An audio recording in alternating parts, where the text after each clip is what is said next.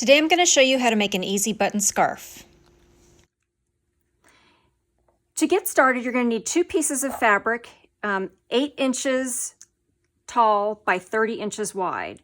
So you'll want to cut both of them the same size. I like to use a fleece on the inside, or sometimes like a faux fur, and a flannel on the outside, but you can pick whatever kinds of fabric you like. I've done plaids and flannels and wool flannels as well. Something that's really soft and really comfortable against your neck. The other thing I recommend is you'll need a button. I like my buttons. This one's about 1 1/4 inches, I believe. Yeah, about 1 1/4 inches large. You can pick a little bit bigger, a little bit smaller, depending on what you like. If you don't want to actually do a buttonhole, you don't have to. You can use these sew-on hook and eye closures. You can sew the button on the outside, and nobody's really going to know, except for you, that the hook and eye closure is what's actually holding it closed. So this is a quick way. If you are uncomfortable doing buttonholes, you can actually just use these hook and eye closure. And then I recommend using a walking foot when we're sewing this. It helps with the stretchy fleece when you're doing the multiple layers with the fleece and the flannel. It helps keep everything together. And I also recommend getting a lot of pins to work with when you're holding it together. Okay, this next step you're only going to do if you're going to do a monogram. You can skip ahead if you're not going to. So if you are going to do a monogram, if you've got an embroidery machine, I would pick a letter that is no bigger than 2 1/2 inches tall. And if you're doing it for a female, you're going to do it on the lower right side of the scarf. If you're doing it for a male, you're actually going to need to do it on the lower left side of the scarf. So men fold it the other direction, and I'll show you that as well. But if you're doing it for a female, this will be the positioning of it. You want the bottom to be on the angle, so you're not going to line it up either sideways. You're going to want the bottom to be toward the point. So to show you how I do that, I like to use these reinforcements. You've probably seen me use these before. I like them to mark things because they don't leave any kind of residue, and they're pretty accurate. So I'm going to go in, you see I'm going in 2 inches either direction, 2 inches this way and 2 inches this way. And I'm going to use my reinforcement to mark my center of my letter. This is for a 2 1/2 inch letter. And then I'm going to go put that in the hoop. That'll be my center. This will be my bottom. If you want to give yourself a straight line to work off of, you can fold it like this and kind of hand press it before you put that reinforcement on there. And you'll point it this way in the hoop so that your letter will be facing the right direction when you're done. A really quick tip when you're dealing with fleece, if you're trying to figure out which side is the right side and which side is the wrong side, if you have the selvage edge, the way it curls is toward the right side. So here's the selvage. You can see it's curling up toward the right side. If you've already cut off the selvage, then the way to find it is use the cut side and pull. And whichever side that curls, that will curl toward the wrong side. So you can see here, I'm pulling and it's curling toward the wrong side. So I'm going to take a pin and mark my right side so I'll know where it is later. Okay, the embroidery is done, and so now we're going to layer our fabric and get it prepared to sew. So as you remember, I've got this pinned to show the right side, so we're going to pin this right sides together. I'm going to go ahead and take this out now that I know that this is the right side, and we're going to line this up. We're going to also leave a turning hole when we sew, and I like to leave that. Again, this is the pointy side that faces down, so I'm going to do it on the bottom side about halfway across. I'm going to pin about a 3-inch gap, and this part we're going to hand sew shut, and we're going to use this to turn. So here is my 3-inch gap. We're not going to sew there, but we're going to pin all the way around, and I like to be pretty generous with the pinning on this. It helps keep everything together and keeps things from shifting. So we're going to pin all the way around, and then we're going to take this to the machine and sew all the way around.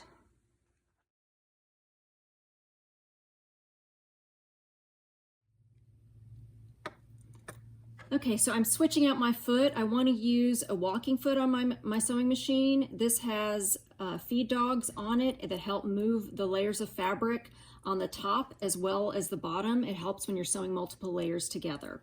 And you'll want to make sure that this arm is on top of the screw that holds the needle in place. As you recall, I left 2 pins facing out to mark my turning gap. So I'm not going to sew between these two, so I'm going to start right after this 1 pin, and I'm going to go this direction and take my pins out as I sew, again using a 1/2 inch seam allowance.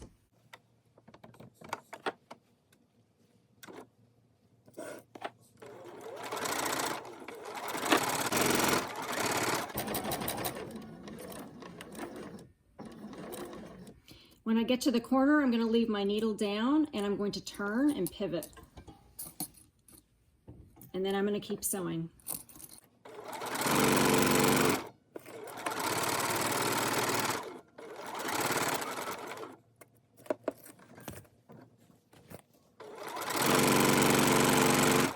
When you get back to the last pin is when you're going to stop.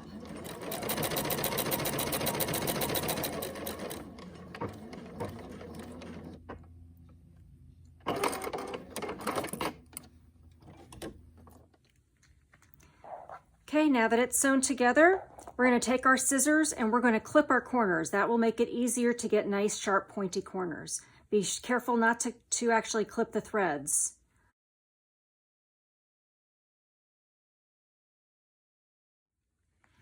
Next, you're going to find that hole that you left for a turning gap, and you're going to reach in and find the corners and pull them through.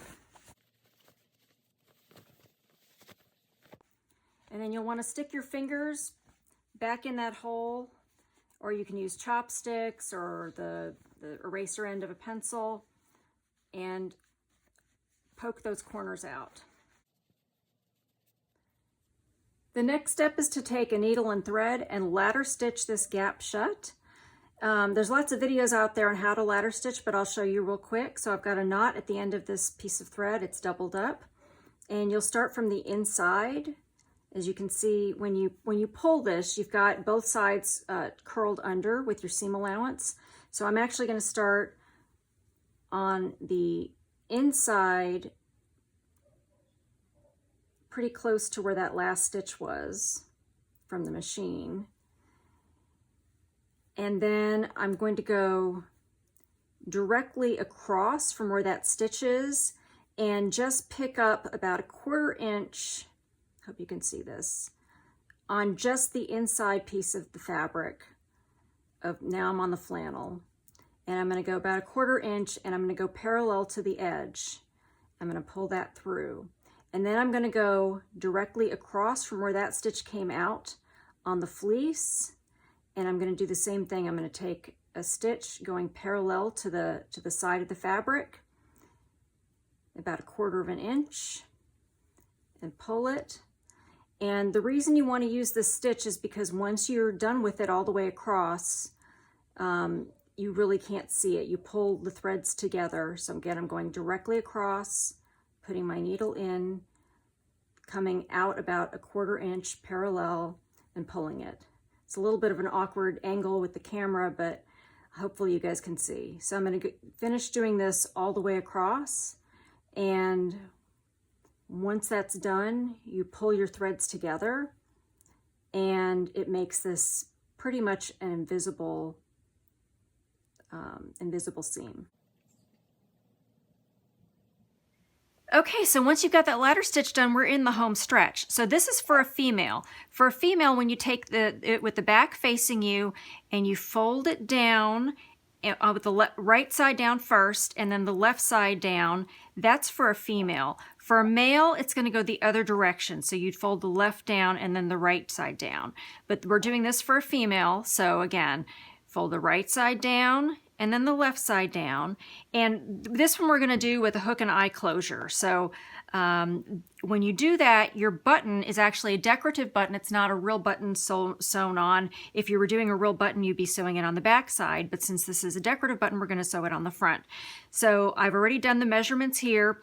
With a 1 1/4 inch button, I'm measuring down 1 1/2 inches and over 1 1/2 inches to the center of the button. And that's where I'm going to sew this button. And on the back is where I'm going to sew the hook. So sew the button on first and then sew the hook. Make sure the hook is facing the right direction so that it can close on the eye, and this is the eye side. And on the eye side, you're going to sew that, you're going to measure up from the bottom 4 inches and in 1 inch. And the reason we're doing that is because you want a little bit of an overlap from the front to the back. You don't want the back to be sticking out. So when you've measured up 4 inches, over 1 inch, and then with the eye side, I'm going to go ahead and sew that so that the left side of that eye is in the middle of the hole and the right side is toward the finished edge of the scarf. And I'm going to sew it so it's perpendicular to this bottom edge. So here's how that's going to get sewn, and then the top part is going to be sewn over here, and then that's how that's going to close. So you're going to have a little bit of overlap from the front to the back. And then if you'd like to do a real button, and here's one I've already done. So the one with the real button, you'll follow your directions on your machine to do a buttonhole. And I sewed the button on this back piece 4 inches up and about 3/4 of an inch in. I wanted the edge of the button to pretty much line up with the edge of the fabric. So you'll just use your button as a guide and try to figure that out, but about 4 inches up was what worked best from a distance there.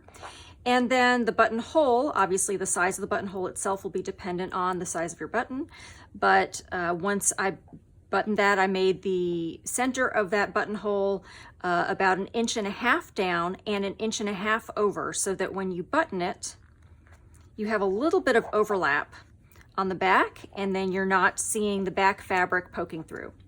Now that you know, get stitching.